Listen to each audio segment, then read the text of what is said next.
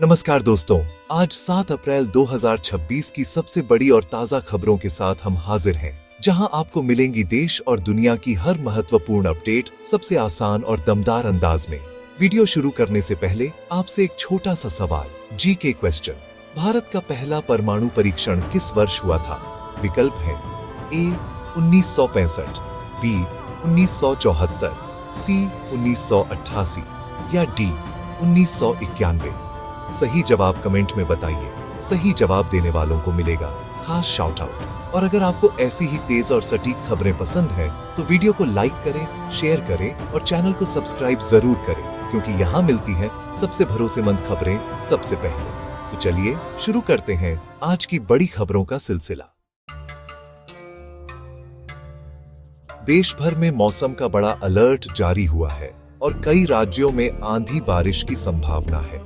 देश के कई राज्यों में मौसम ने अचानक करवट ली है। मौसम विभाग ने उत्तर प्रदेश, राजस्थान, बिहार, मध्य प्रदेश समेत कई राज्यों में आंधी, बारिश और ओलावृष्टि का अलर्ट जारी किया है। तेज हवाओं और बिजली गिरने की भी चेतावनी दी गई है, जिससे किसानों की फसलों को नुकसान की आशंका है। इसके अलावा प्रशासन को अलर्ट पर रखा गया है और लोगों को घरों में सुरक्षित रहने की सलाह दी गई है, ताकि किसी भी अप्रिय घटना से बचा जा सके। बढ़ते मौसम के खतरे को देखते हुए राहत टीमें भी तैयार रखी गई हैं। बढ़ते हैं अगली खबर की तरफ। प्रधानमंत्री नरेंद्र मोदी का बड़ा बयान आया है न्यूक्लियर प्रोग्राम में उपलब्धि को लेकर। प्रधानमंत्री ने कहा कि भारत ने अपने न्यूक्लियर प्रोग्राम के दूसरे चरण में बड़ी सफलता हासिल की है। उन्होंने आत्मनिर्भर तकनीक और देश की ताकत पर जोर दिया और इसे भारत के लिए महत्वपूर्ण उपलब्धि बताया। इस बयान के बाद वैज्ञानिक समुदाय में काफी उत्साह देखने को मिला है और इसे भारत की वैश्विक ताकत बढ़ाने वाला कदम माना जा रहा है। विशेषज्ञों का कहना है कि इससे भारत की रणनीतिक स्थिति और मजबूत होगी। बढ़ते हैं अगली खबर की तरफ। मध्य प्रदेश में भोजशाला विवाद पर रोजाना सुनवाई शुरू हो गई है। धार भोजशाला विवाद मामले में इंदौर हाई कोर्ट में 6 अप्रैल से डे टू डे सुनवाई शुरू हो गई है। यह मामला लंबे समय से संवेदनशील बना हुआ है और जल्द बड़ा फैसला आने की संभावना है। दोनों पक्षों की दलीलें लगातार सुनी जा रही हैं और प्रशासन पूरी स्थिति पर नजर बनाए हुए है। सुरक्षा के कड़े इंतजाम किए गए हैं ताकि किसी भी तरह का तनाव न फैले। यह मामला राजनीतिक और सामाजिक रूप से भी काफी अहम माना जा रहा है। बढ़ते हैं अगली खबर की तरफ। मध्य प्रदेश में अगले 48 घंटों के लिए मौसम अलर्ट जारी किया गया है। राज्य में मल्टी लेयर वेदर सिस्टम के कारण अगले 48 घंटों तक आंधी, बारिश और ओलावृष्टि की संभावना जताई गई है। कई जिलों में तापमान गिरा है और किसानों को सतर्क रहने की सलाह दी गई है। मौसम विभाग ने चेतावनी दी है कि तेज हवाएं और बिजली गिरने की घटनाएं बढ़ सकती हैं। प्रशासन ने फसलों की सुरक्षा के लिए आवश्यक कदम उठाने को कहा है। ग्रामीण इलाकों में विशेष सतर्कता बरतने की अपील की गई है। बढ़ते हैं अगली खबर की तरफ। राजस्थान में तेज आंधी और बारिश का खतरा मंडरा रहा है। बीकानेर और जोधपुर संभाग में मौसम अचानक बदलने वाला है। तेज आंधी और बारिश के साथ ओलावृष्टि की संभावना जताई गई है, जिससे फसलों को नुकसान हो सकता है। मौसम विभाग ने किसानों को सावधान रहने की सलाह दी है और आवश्यक इंतजाम करने को कहा है। तेज हवाओं के कारण बिजली आपूर्ति बाधित होने की भी आशंका जताई जा रही है। प्रशासन ने आपातकालीन सेवाओं को तैयार रखा है। बढ़ते हैं अगली खबर की तरफ। उत्तर प्रदेश में अगले 3 दिनों के लिए तूफान का अलर्ट जारी किया गया है। यूपी में अगले 3 दिनों तक तेज हवाएं, करीब 50 किलोमीटर प्रति घंटा, बारिश और ओलावृष्टि की संभावना है। बिजली गिरने की भी आशंका है, जिससे प्रशासन ने लोगों को सतर्क रहने को कहा है।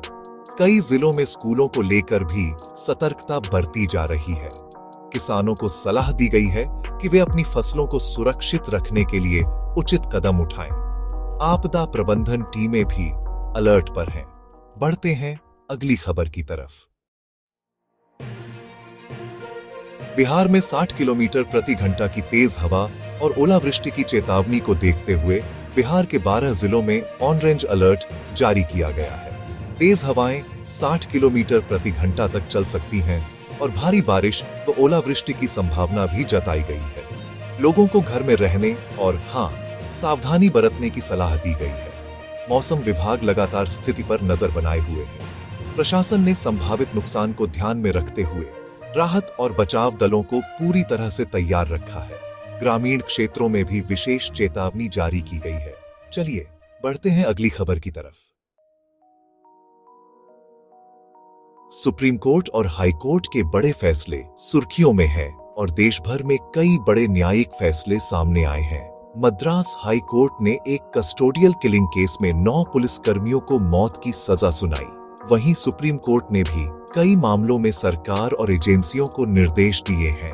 इन फैसलों को न्याय व्यवस्था की सख्ती और पारदर्शिता का संकेत माना जा रहा है। कानून व्यवस्था को मजबूत करने के लिए यह एक अहम कदम बताया जा रहा है।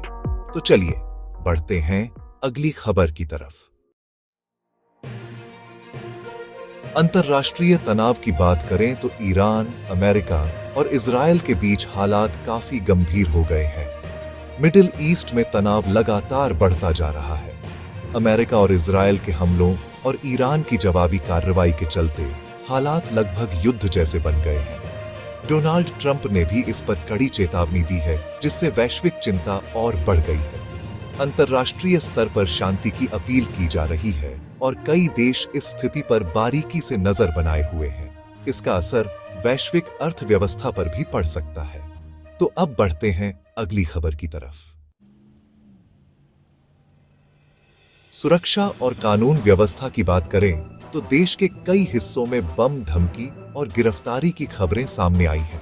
दिल्ली और अन्य शहरों में बम धमकी के मामले सामने आए हैं, जबकि पुलिस ने कई संदिग्धों को हिरासत में लिया है और जांच भी तेज कर दी गई है। सुरक्षा एजेंसियां हर स्तर पर जांच कर रही हैं और सार्वजनिक स्थानों पर निगरानी बढ़ा दी गई है। लोगों से सतर्क रहने और अफवाहों से बचने की अपील की गई है।